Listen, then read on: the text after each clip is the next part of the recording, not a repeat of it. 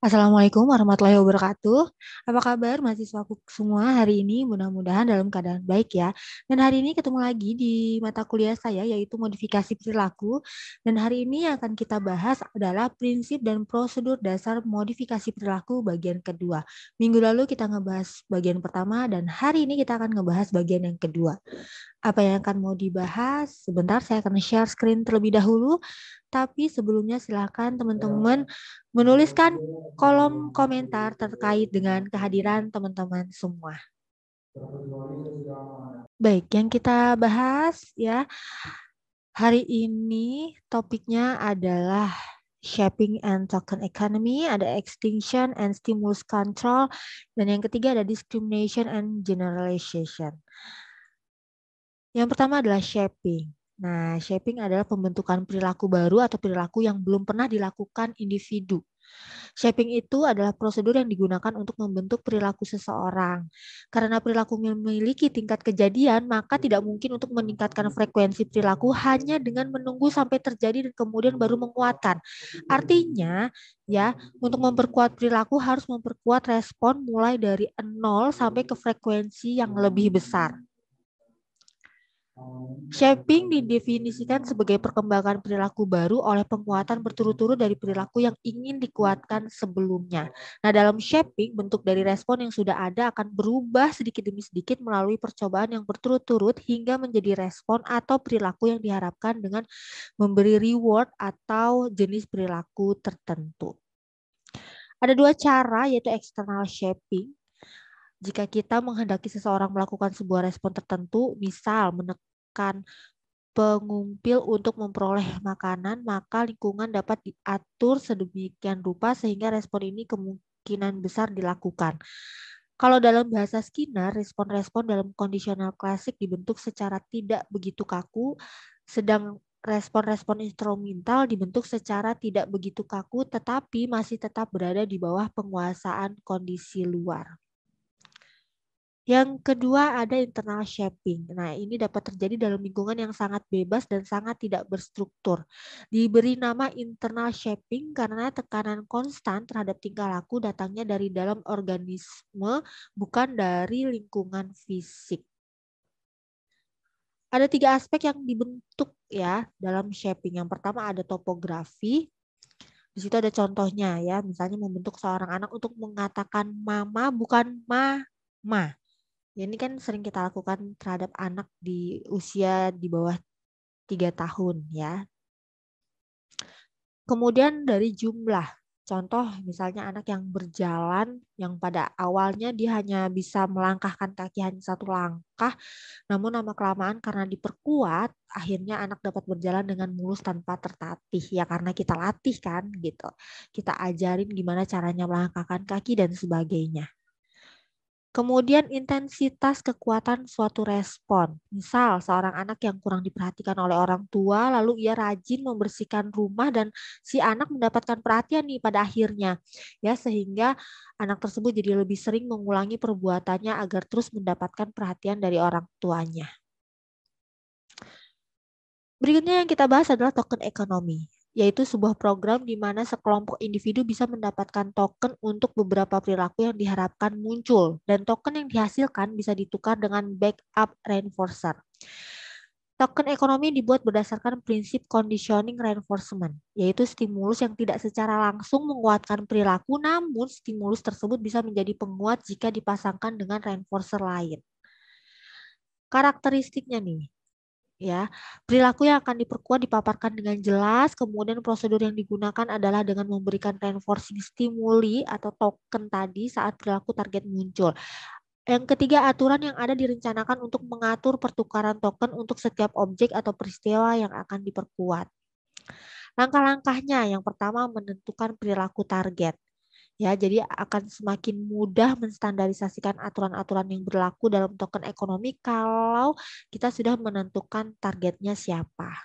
Kemudian mencari garis basal, yaitu memperoleh data sebelum melakukan penanganan, biasanya melalui pengamatan selama 2 minggu misalnya terhadap si perilaku target. Nah, sesudah program dimulai, kita bisa membandingkan data dengan data yang diperoleh saat menentukan garis basal sehingga dapat menentukan efektivitas program. Kemudian yang ketiga memilih backup reinforcer. Ya, di sini perlu diperhatikan bagaimana karakteristik peserta program dan apa saja ya kira-kira barang yang dibutuhkan. Yang keempat, memilih tipe token yang akan digunakan. Ya, jadi harus menarik, ringan, mudah dipindahkan, tahan lama, mudah dipegang, atau tidak mudah dipalsukan. Misalnya stiker, ya, keping logam, koin, checkmark, poin, dan sebagainya. Atau misalnya kalau di TK atau SD itu tanda bintang, gitu ya. Itu kan mereka senang banget.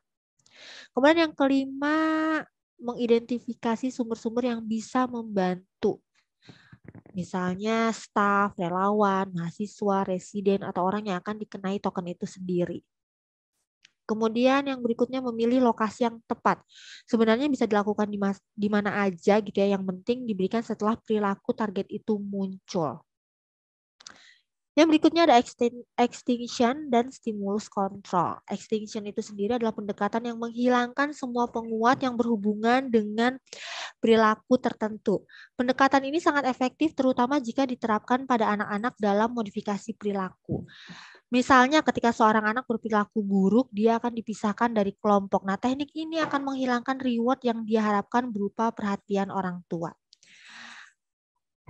Selama sebuah perilaku dikuatkan, meskipun hanya sebentar atau tidak terlalu lama, maka perilaku tersebut akan terus ada.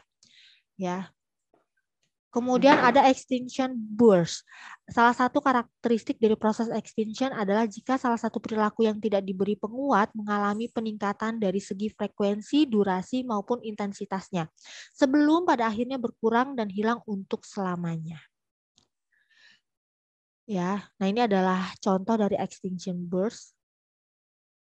Nah, ini adalah contoh lain dari extinction burst. Nah, ketika ekstinsi dilakukan, maka ada dua hal yang terjadi. Yang pertama, ketika perilaku tidak mendapat penguatan, maka perilaku yang muncul menjadi lebih tinggi frekuensi, durasi, dan intensitasnya sebelum akhirnya berhenti. Yang kedua, munculnya perilaku yang biasanya tidak muncul di kejadian lainnya akan terjadi pada waktu yang singkat setelah proses ekstinsi dilakukan, dan hal tersebut adalah hal yang alami sebelum akhirnya perilaku tersebut berhenti. Nah, the extinction burst ini bertujuan untuk siapa tahu gitu ya mendapat penguatan. Contoh anak menangis mungkin orang tuanya akan memberi perhatian dan biasanya bukan merupakan hal yang dilakukan secara sadar akan tetapi merupakan hal yang natural atau alamiah dalam situasi ekstinsi. Kemudian ada spontaneous recovery. Salah satu karakteristik ini adalah bahwa tingkah laku dapat muncul kembali setelah beberapa waktu tidak muncul. Nah, ini nih yang dikatakan spontaneous recovery.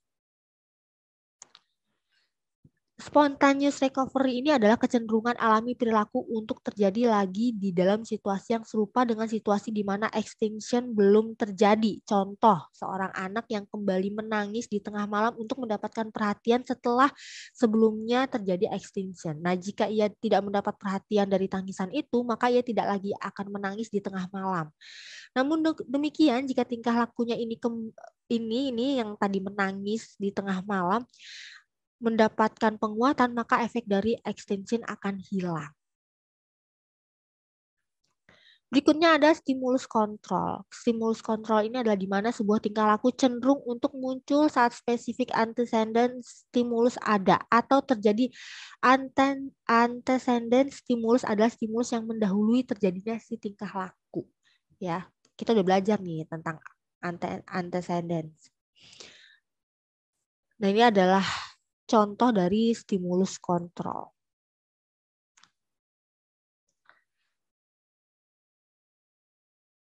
Yang berikutnya yang kita bahas adalah discrimination and generalization. Ini merupakan pengembangan dari stimulus kontrol.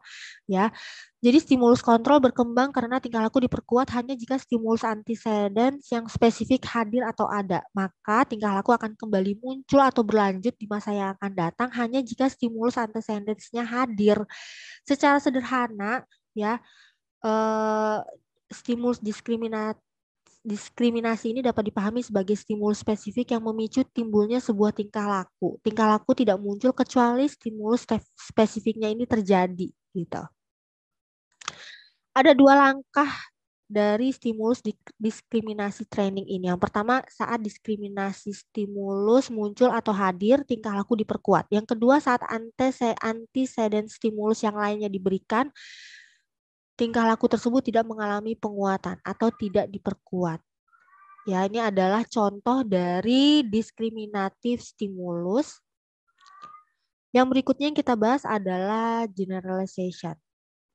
Nah, pada masa tertentu, kondisi antecedent ini di mana tingkah laku tersebut diperkuat dengan reinforcement atau terhenti dengan extinction atau punishment adalah spesifik. Namun di kasus lain, kondisi antecedent meluas dan tervariasi. Nah, ketika kontrol stimulus dari sebuah tingkah laku menjadi meluas, maka tingkah laku terjadi dalam cakupan situasi antecedents. Dapat dikatakan bahwa generalisasi stimulus yang pernah belibet sedang terjadi gitu ya. Nah, ini adalah contoh dari generalization tadi. Ya, misal si Aca nih lagi belajar mengenal warna merah. Nah, saat gurunya menunjukkan sebuah buku yang berwarna merah, maka si Aca dapat mengatakan warna itu adalah warna merah. Ya, jadi generalisasi dikatakan telah terjadi saat Aca ini bisa mengatakan warna merah gitu. Gak hanya buku, misalnya sepatu atau baju atau misalnya pulpen warna gitu ya. Ketika si Aca bisa mengatakan itu warna merah, maka itulah dikatakan generalisasi. Oke, itu adalah materi kita kali ini terkait tentang prinsip dan prosedur dasar modifikasi perilaku bagian yang kedua. Oke, terima kasih untuk kehadirannya. Jangan lupa untuk komen di kolom komentar. Langsung aja saya tutup. Assalamualaikum warahmatullahi wabarakatuh.